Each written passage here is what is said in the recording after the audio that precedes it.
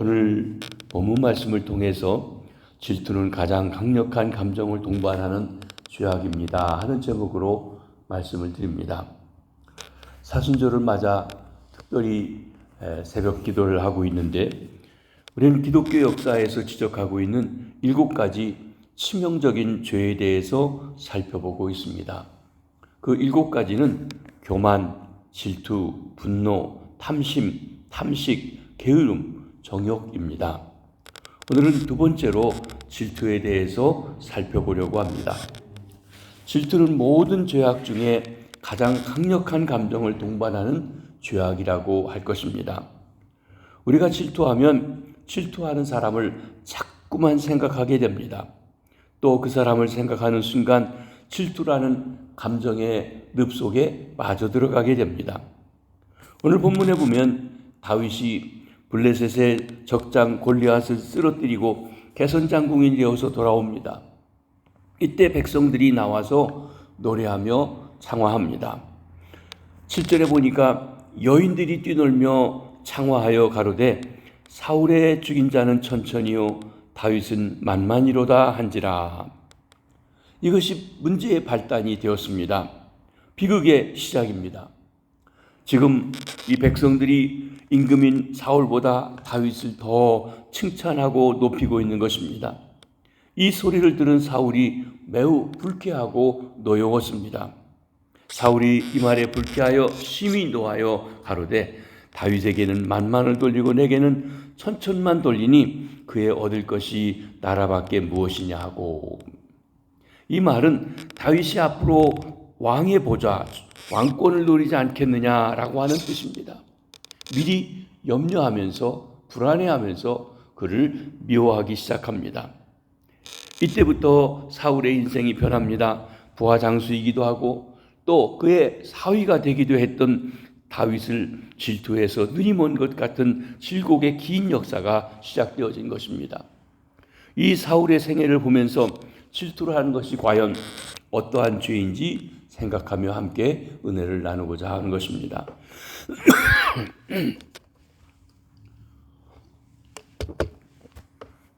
먼저 질투란 어떤 죄일까요? 질투란 인간이 가장 가지고 있는 가능성을 제한시켜버리는 죄악입니다. 사람이 일단 질투에 사로잡히게 되면 더 이상 자신의 장점을 발휘하지 못합니다. 본래 사울은 어떤 사람이었습니까? 그가 왕으로 부르심을 받는 과정을 보면 본래는 아주 괜찮은 사람이었던 것입니다. 사무엘상 9장 2절에 보면 기스의 아들이 있으니 그 이름은 사울이요 준수한 소년이라 이스라엘 자손 중에 그보다 더 준수한 자가 없고 키는 모든 백성보다 어깨 위는 더하더라 그랬습니다. 사울은 준수했다, 미남이었다, 잘생겼다, 또 키로 다른 사람들이 그의 어깨 정도밖에 오지 않을 만큼 장대한 훤칠한 사람이었습니다. 또 사무엘상 9장에 보면 사울의 아버지가 암나귀를 잃어버린 사건이 나옵니다. 그 아버지의 나귀를 찾으러 다니는 효자이기도 합니다. 뿐만 아니라 잃어버린 나귀를 찾아다니다 못 찾게 되자 그는 하나님의 사람을 찾아갑니다. 사울은 하나님의 사람 사무엘에게 도움을 요청하는 것입니다. 여기서 보면 사울은 하나님의 사람을 존중히 여기고 있습니다. 우리는 사울이 가지고 있는 아름다운 신앙의 태도를 엿볼 수 있는 것입니다. 뿐만 아니라 사무엘상 9장 21절에 보면 사무엘이 사울을 이스라엘 왕으로 세우겠다는 하나님의 뜻을 전하자 사울은 겸손히 이렇게 말하기도 했었습니다. 나는 이스라엘 지파의 가장 작은 지파 베냐민 사람이 아니니이까. 또 나의 가족은 베냐민 지파 모든 가족 중에 가장 미약하지 아니하나이까. 당신이 어찌하여 내게 이같이 말씀하시나이까. 사울은 자신이 왕 될 자격이 없다고 아주 겸손하게 자기를 표현할 줄 알았던 사람이었습니다. 그리고 왕이 되어서 1년에 몇 번씩 전쟁을 치르게 되자 그 전쟁에서 뛰어난 지략과 용맹성을 발휘한 인물이기도 합니다. 이만하면 얼마나 괜찮은 사람입니까? 그런데 이러한 사울이 다윗을 질투하기 시작하면서 그는 무너지기 시작했습니다. 이상한 사람으로 변질되어 갑니다. 역사 속에서 아주 귀한 일을 할 수 있었던 지도자였음에도 불구하고 그의 인생이 쇠락해 가는 것입니다. 질투를 극복하지 못했기 때문입니다. 질투 때문에 자신의 가능성과 장점을 미처 다 발휘하지 못하고 인생이 비극적으로 맞춰졌던 사람입니다. 1984년 제57회 아카데미상에서 작품상을 받았던 아마데우스라고 하는 영화가 있었습니다. 모차르트의 탄생 250주년을 기념해서 만들어진 영화입니다. 오스트리아 비엔나의 궁중악사였던 안토니오 살리에리라는 참 훌륭한 음악가가 있었습니다. 사람들의 존경과 인기를 한 몸에 받고 있었고 대단한 영향력을 끼치는 사람이었으며 신앙심도 대단히 깊었던 사람이었습니다. 그러던 어느 날 신비한 재주를 가지고 있는 볼프강 아마데우스 모차르트라고 하는 사람이 나타나게 되었습니다. 순간 그의 마음속에 강한 질투 감정이 떠올랐던 것입니다. 그때부터 그의 인생은 변하게 되었습니다. 만약 그가 모차르트를 질투하지 않았다면 사람들에게 여전히 존경을 받고 인기를 누리는 음악사에 아주 귀한 업적을 남기는 사람이 되었을 것입니다. 그런데 질투가 이 사람을 망쳤습니다. 이처럼 질투는 우리의 가진 가능성, 그 선한 가능성을 제한시키는 죄악인 것입니다.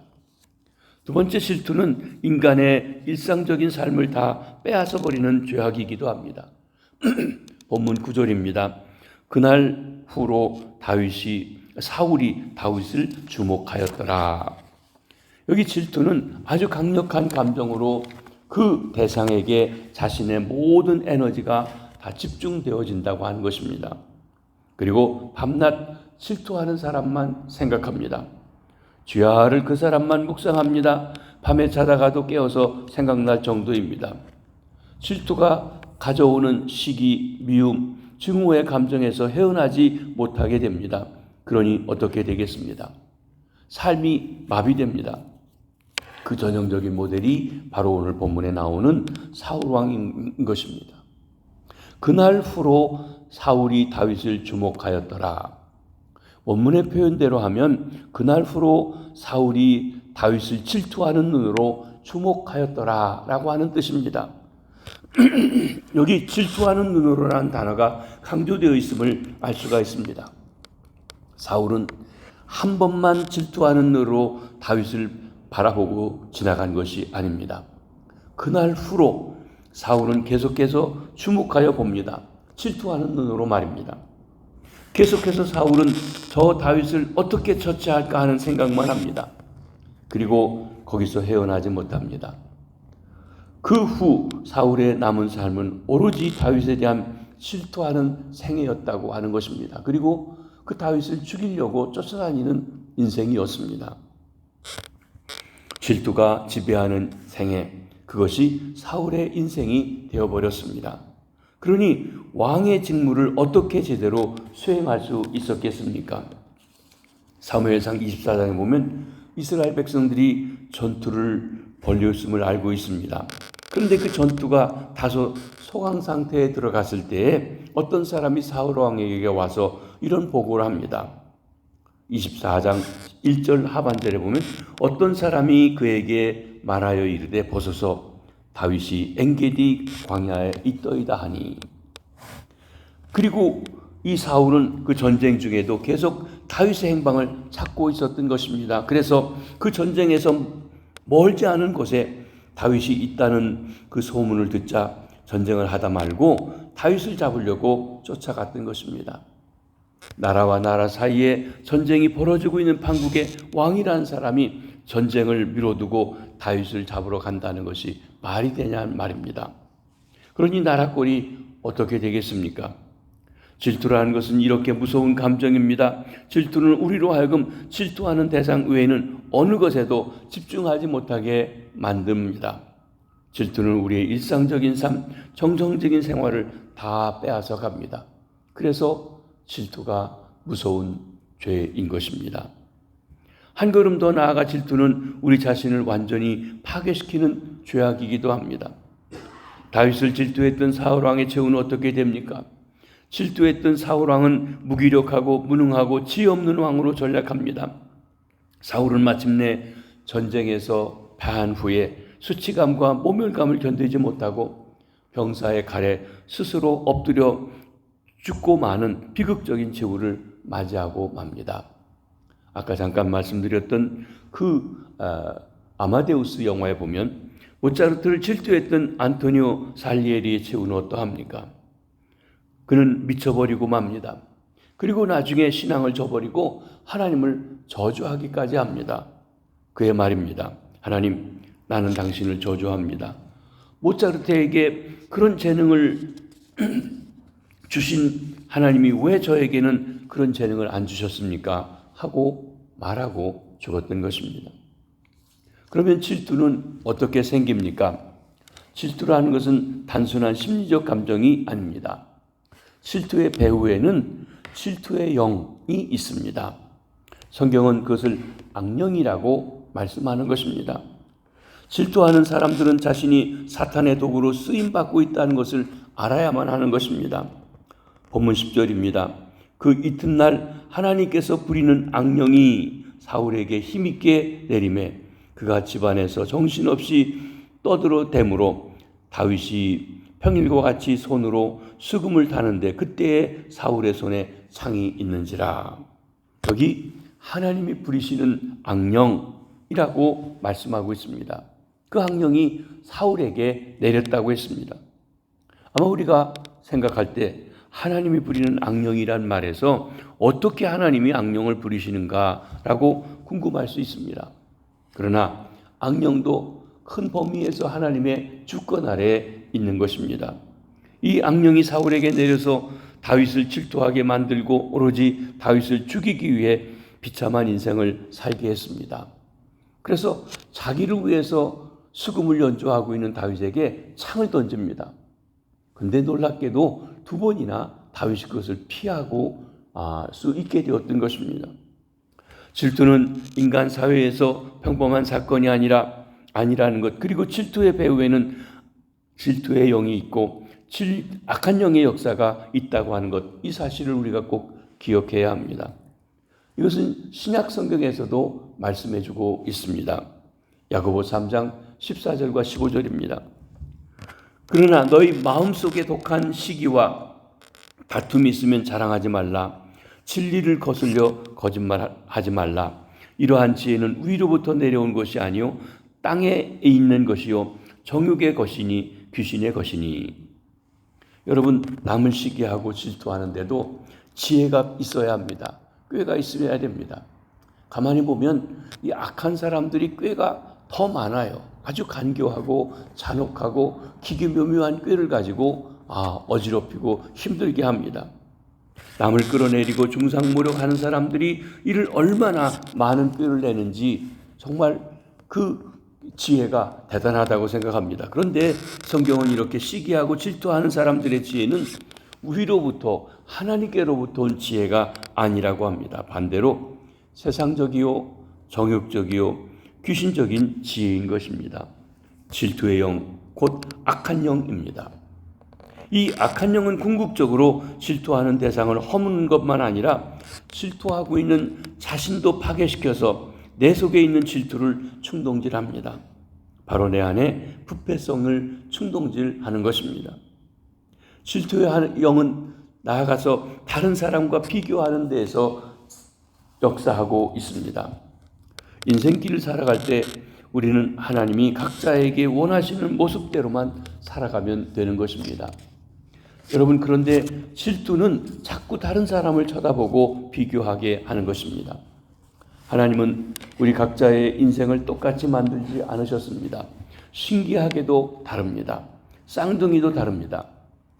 여러분, 여기 다 자녀를 낳아보셨지만 내가 똑같이 낳았는데도 불구하고 자녀들이 똑같은 사람이 있습니까? 다 달라요. 쌍둥이도 다르다고 했습니다. 그러나 우리는 모두가 다 그가 누구이든지 간에 하나님의 작품입니다. 독특한 작품입니다. 나는 다른 사람 누가 아니라 그냥 나 자신이면 되는 것입니다. 꼭 탁월해서 1등을 차지한 사람만이 가장 위대한 인생을 사는 것은 아닙니다. 하나님은 2등도 쓰시고 3등도 쓰십니다. 또 하나님은 우리를 깜짝 놀라게 하시려고 꼴찌였던 사람도 쓰십니다. 미련한 자들을 들어서 지혜롭게 쓰심으로 지혜로운 자들을 놀라게 만드시기도 한다고 하는 것입니다. 약한 자를 들어 쓰심으로 강한 자를 부끄럽게 하기도 하십니다. 최고가 되어야 1등을 해야만 가장 위대한 삶을 살아가는 것처럼 착각하게 만드는 것, 그것이 바로 여기 사탄의 역사인 것입니다. 질투형은 그러면 어떻게 극복할 수 있습니까? 평범함을 사랑해야 합니다. 하나님은 평범한 사람을 불러서 비범하게 사용하십니다. 여러분, 우리가 집에서 그릇을 쓸 때 비싼 그릇도 있고 싼 그릇도 있고 평범하게 쓰는 그릇도 있고 귀한 손님이 오실 때 쓰는 그릇들도 있습니다. 제일 비싸고 아름다운 것만 매일 씁니까? 그렇지 않습니다. 오히려 항상 쓰는 그릇들은 평범한 그릇들입니다.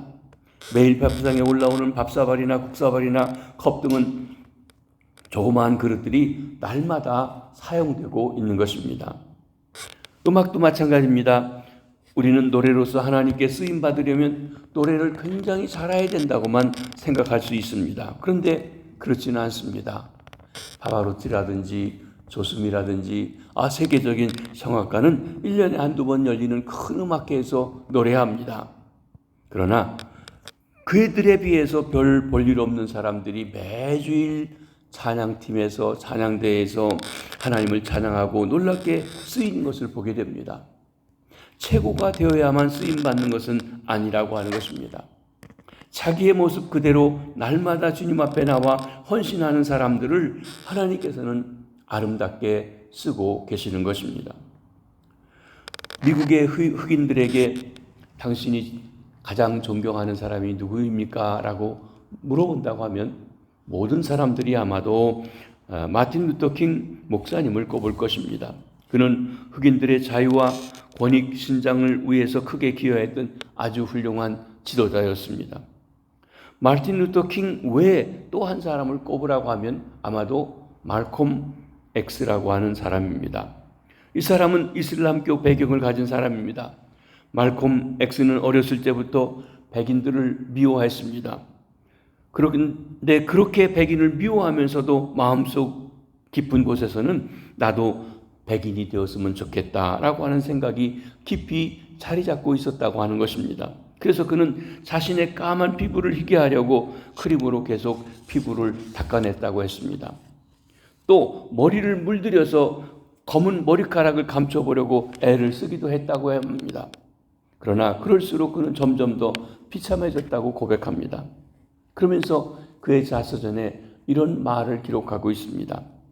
내 손에는 증오만 쌓여져 갈 뿐 나는 아무것도 할 수 없는 존재가 되어 갔습니다. 그러던 어느 날 나에게 빛이 찾아왔습니다.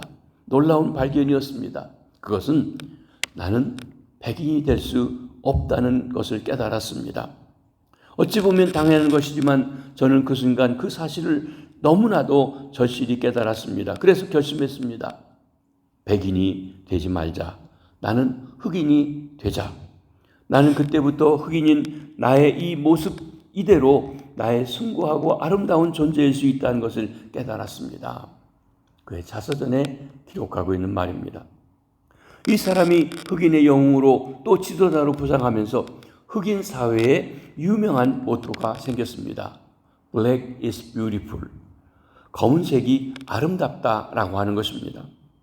흰색이 아름다운 것처럼 검은색도 얼마든지 아름다울 수 있습니다. 사람은 각각 나름대로 독특함이 있습니다.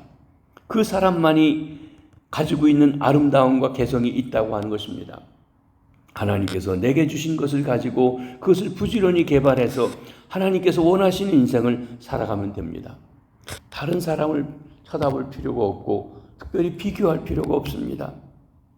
내게 주신 것을 잘 개발해서 주 앞에 드리며 살아가는 삶, 그때 우리는 비로소 질투형에서 자유로울 수가 있게 되어지는 것입니다. 우리가 자녀들을 교육할 때도 그가 가지고 있는 재능을 다 발휘할 수 있도록, 그에게 주신 은사를 잘 발휘할 수 있도록 격려해주고 또 끄집어내서 개발할 수 있도록 도와주는 것입니다. 질투형을 극복하려면 이웃을 축복하는 자가 될 줄 알아야 됩니다.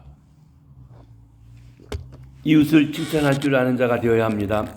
저는 질투의 반대 개념은 칭찬, 축복이라고 생각합니다. 질투하지 않겠다 결심하는 것만 가지고 되지 않습니다.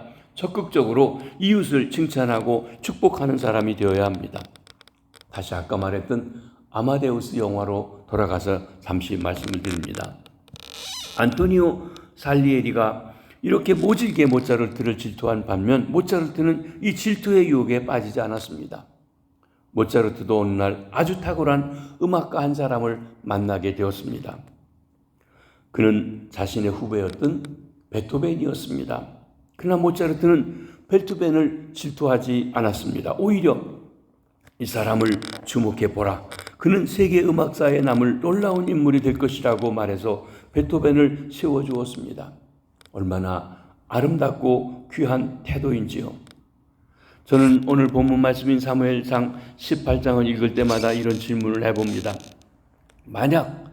만약에 사울이 다윗과 함께 돌아올 때 위대한 장군 다윗 만세, 다윗은 만만을 죽였고 우리 왕 사울은 천천을 죽였다고 외치는 백성들의 소리를 듣고도 질투하지 않았다면 과연 사울은 어떻게 되었을까 하는 것입니다. 만약 사울이 옳소, 하나님은 우리나라에 놀라운 후계 지도자 한 사람을 주셨소. 우리 민족에게 다윗과 같은 지도자가 있다는 것 얼마나 놀라운 축복입니까? 다윗을 주신 하나님을 찬양합니다 라고 하면서 군중들 앞에 다윗의 손을 들어주었다면 백성들은 어떤 반응을 보였을까요? 여기에 아쉬움이 있습니다. 만약 사울이 다윗을 격려하고 세워주었다면 이스라엘 역사에 또 사울왕 개인의 역사는 얼마나 달라졌을까요? 그런데 본문 12절에 보면 매우 태도적인 말씀이 나옵니다. 여호와께서 사울을 떠나 다윗과 함께 계심으로 사울이 그를 두려워한지라. 간단한 말이지만 하나님이 사울을 떠나셨다는 이 말이 얼마나 비극적인지요. 하나님은 질투하는 사울을 버리셨던 것입니다. 그리고 하나님은 다윗과 함께 하셨습니다. 시기하고 질투하는 사울의 모습과는 대조적으로 다윗은 목숨의 위협을 감수하면서도 사울을 깎듯이 왕으로, 하나님의 기름 부음 받은 왕으로 모시고 있었던 것입니다. 우리가 다윗의 생애를 보면 감동받는 것은 다윗이 끝끝내 일관된 자신의 태도를 잃지 않았다고 하는 것입니다. 다윗은 자기의 목숨을 노리는 사울 왕을 오히려 죽일 기회가 왔는데도 하나님의 기름 부으신 자를 대적하지 않겠다는 태도를 끝까지 견지했습니다. 그래서 다윗은 하나님이 내 마음에 합한 자라고 하는 말씀을 들었던 것입니다. 이 극단적인 대조를 보시기 바랍니다. 하나님은 질투하는 사람 사울을 버리시고 다른 사람을 축복하고 격려할 줄 알았던 다윗 편에서 그의 일생을 인도해 주셨습니다. 여기서부터 이미 우리는 범상치 않은 다윗의 축복된 미래를 짐작하게 됩니다. 다윗이 그의 모든 일을 지혜롭게 행하니라 여호와께서 그와 함께 계시니라. 본문 14절 말씀입니다. 다윗이 핍박을 받으면서도 지혜롭게 행하였고 여호와께서 그와 함께 계셨다고 말씀하는 것입니다. 우리 주님 예수 그리스도의 생애도 이와 같습니다. 다윗의 후손으로 오신 예수님은 우리를 섬기려고 이 땅에 오셨습니다. 예수님은 많은 핍박을 받으셨습니다. 또 십자가에 달려 처참하게 고난당하시고 죽음 당하시기까지 하셨습니다. 그러나 자기를 원망하는 자들을 용서하시고 축복하셨습니다. 그러기에 오늘날 많은 사람들의 찬양과 존귀와 영광을 받고 계신 것입니다. 그러므로 이러한 예수님을 주님으로 영접하고 제자가 되어 따르기 원한다고 하면 당연히 우리 삶도 주님을 닮은 삶, 주님을 따라가는 삶이 되어야 합니다. 아무든지 나를 따라오려거든 자기 십자가를 지고 나를 따르라. 주께서 말씀하십니다. 여기 우리에게 두 가지 선택이 있습니다. 우리는 마음속에서 일어나는 질투의 영을 다스리지 못하고 방치하여 사울과 같은 인생을 살 수도 있습니다. 만일 그렇게 한다면 하나님은 그런 우리를 버리실 것입니다. 그런 인생을 사시겠습니까? 아니면 내가 핍박받고 어려움을 당한다 해도 다른 사람들을 축복하고 격려하며 세워주며 살아가시겠습니까? 그리하여 하나님께서 함께 하시는 인생을 살아가시겠습니까? 선택은 저와 여러분 우리가 해야 되는 것입니다. 질투보다는 축복하며 함께 손잡고 살아가는 아름답고 귀한 주의 백성들 되시기를 주님의 이름으로 축복합니다. 기도하겠습니다. 주님, 저희들을 이 땅에 보내주시되 이 세상에서 80억이 넘는 사람 중에 똑같지 않고 유일한 독특한 존재로 세워주셔서 감사합니다. 하나님, 남과 비교하여 나의 색깔, 나의 연약함, 나의 자금 거기에 매몰되어 하나님 나에게 주신 모든 것을 잃어버리는 파묻어버리는 자들이 되지 않게 하시고 오히려 주님 내게 주신 것을 잘 개발하고 발휘해서 하나님 나만이 하나님 앞에 드릴 수 있는 영광과 찬송과 존귀를 올려드리는 귀하고 복된 주의 백성들 다 되게 도와주시옵소서. 우리 성도들의 가정에 있는 자녀들, 손주들 하나님이여 각각이 다 다릅니다. 잘하는 사람만 아니라 좀 부족한 사람도 하나님이여 그를 통해서 같이 하시려고 하는 하나님의 역사를 발견할 수 있게 하시고 남과 비교하고 시기하고 질투하는 삶이 아니라 서로를 격려하고 세워주고 자기의 것을 개발하여 하나의 조화를 이루는 아름다운 역사가 있게 해주시옵소서. 하나님의 교회에도 하나님 재능이 많은 사람도 있고 그렇지 못한 사람도 있습니다. 내가 부족하다고 주눅들 것이 아니라 내가 잘한다고 우월감에 빠질 것이 아니라 하나님 서로가 각각의 것을 합하여서 하나가 되는 아름답고 귀한 역사가 교회 안에 일어날 수 있도록 도와주시옵소서. 특별히 질투하기보다 남을 축복하고 또 아버지 하나님이여 격려할 수 있는 아름다운 삶들이 될 수 있도록 인도해 주옵소서.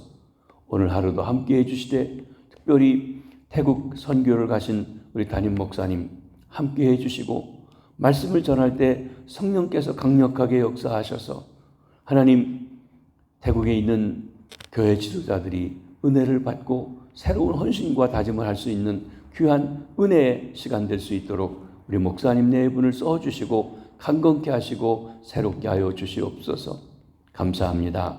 축복합니다. 예수님의 이름으로 기도하옵나이다. 아멘.